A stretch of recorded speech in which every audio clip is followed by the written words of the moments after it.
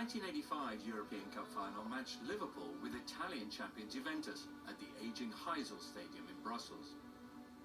Tens of thousands of fans travelled to the Belgian capital to see the likes of Ian Rush and Kenny Dalglish facing the great Michel Platini, Zibi Boniek and others. About an hour before kick-off, however, tragedy struck. A group of Liverpool fans broke through a small chain-link fence separating them from a neighbouring enclosure, which was filled with Juventus supporters, many of them families. In a panic, the Juventus fans retreated, some spilling onto the pitch, but others crushed against a wall, which under the sheer weight of numbers then collapsed, suffocating many more beneath a pile of masonry and bodies.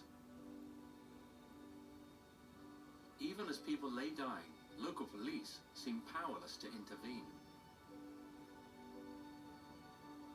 39 people died on that night in Brussels.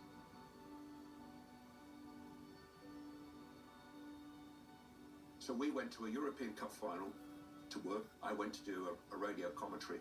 I finished up counting bodies. I'd never seen a dead body in my life before that night. It isn't that we're numb, we're worse than numb. We witnessed that agony. And if I might say so, it's even worse after nearly 24 hours than it was when we saw it. It was the full enormity that is coming home as we saw those scenes on television.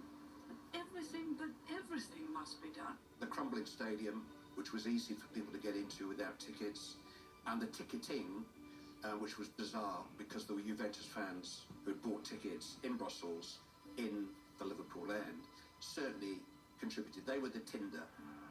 In those years, you have the Sunday Times describing football as a slum sport played in slum stadiums and increasingly watched by slum people who deterred decent folk from turning up.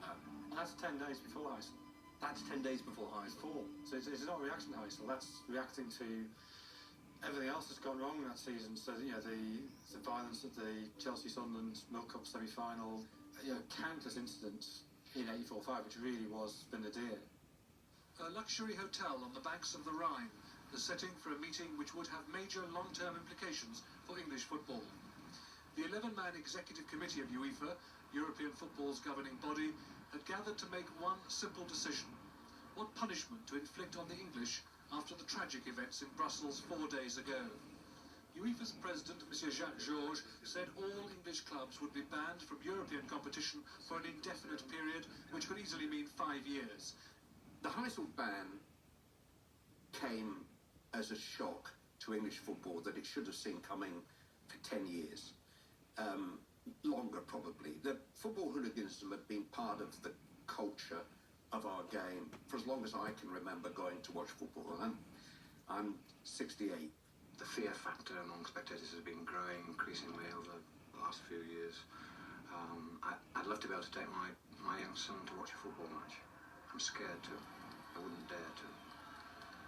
And this is also evident on the continent, where countries are no longer interested in English teams. They just don't want us. And who can blame them, really?